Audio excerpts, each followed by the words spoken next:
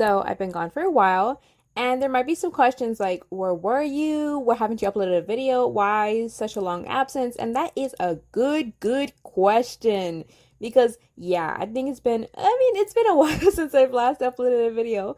And the reason for that, I promise there's a reason, is because I was studying for finals. Yeah, actually took the AP psychology exam, and it was definitely something. But that also means that my time in psych class is over. Not gonna lie, I am going to miss it. So, in honor of my time in there, I'll be reviewing some topics I found interesting. Starting off with the eyes, and I'll be honest, completely honest, our eyes are kind of whack. And I'm not talking about why blue eyes exist. No. I won't be talking about that today. I'm talking about when you actually start to think about it, our eyes are weird, goofy even. Like, okay, I remember this one time in psych class. We were learning about perception, and our teacher tries to tell us to try putting two fingers really close to your eyes and making them touch in the middle. And of course, all of us did it, and oh my goodness, Jesus, there was like a third floating finger the size of a nugget just floating in the middle. You know what I'm talking about? Like, it was really cool. And eventually, my teacher explained that this was called retinal disparity and had something to do with blind spots. It's weird, is what I'm saying. Like, this should not be happening, but it does. And psychology actually, surprisingly, shockingly, has the answer.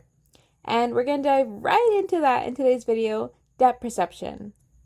So, retinal disparity is a binocular cue, and it sounds exactly what it sounds like. Binocular cues is just sight that requires two eyes.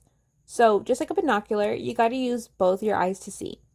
And to be completely honest, I think the best way to explain retinal disparity, because it's kind of hard to describe, is to say that our eyes are like neighbors, not identical twins. And what I mean by that is that our left and right eyes see slightly different things, like a few centimeter difference. You could test this out by making a thumbs up with your hand and extending it forward. And just close your left eye. Notice the position, put it in your noggin, and then switch, closing your right eye. And then notice that your hand moved slightly between eyes. And because of this, our brain combines them to create a combined vision. And sometimes it can get wacky, thus explaining retinal disparity. And we're able to see stuff like that because of the concept of depth perception. Depth perception is otherwise known as the ability to see objects in 3 dimensions. And in depth perception, there's binocular cues, which only just has retinal disparity, which I've already explained. But there's also monocular cues, which I haven't. Monocular cues is kind of like the opposite of binocular cues because this is when you only need one eye to perceive something.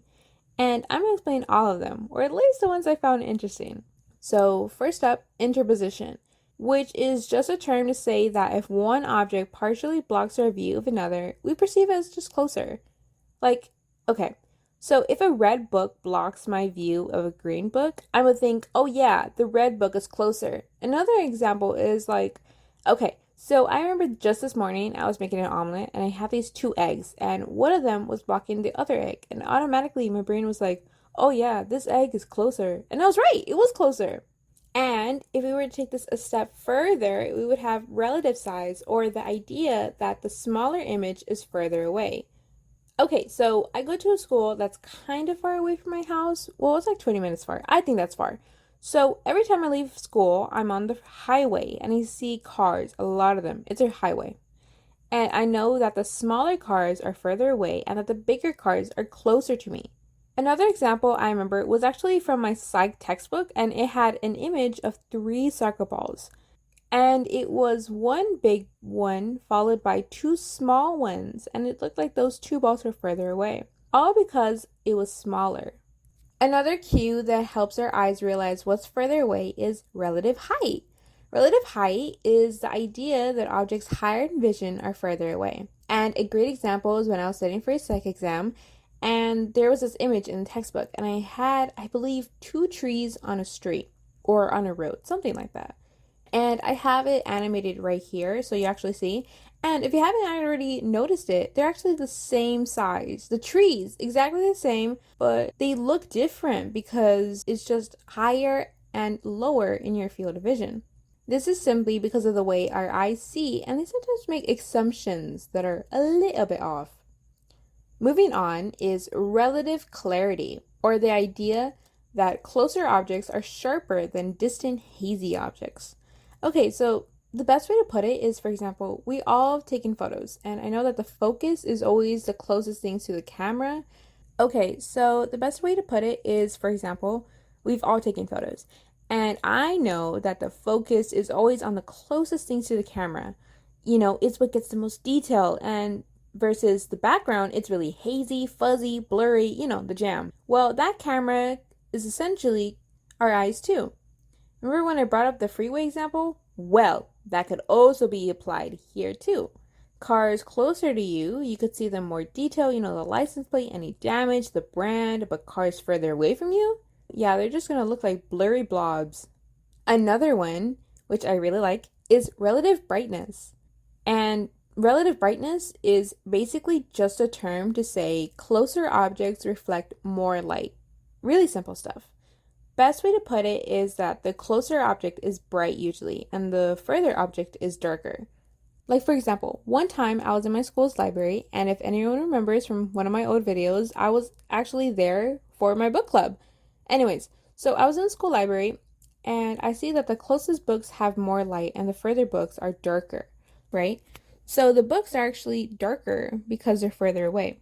Crazy how our eyes just work. And also with that, that's really the end of what I wanted to talk about. And I know there's like more stuff I didn't get to talk about, but I'm already way behind schedule. So I'll maybe talk about them in another video. Right now, I'm actually in summer break, so I hope to make more videos. I have a lot of time. And that concludes the end of this video. I got to talk about depth perception and mention monocular and binocular cues. They sound really familiar. They sound exactly the same. Monocular and binocular. Monocular, binocular. You gotta mention the B. Anyways, thank you for watching and subscribe, like this video, blah, blah, blah, blah. I hope to see you in my next video. See you next time.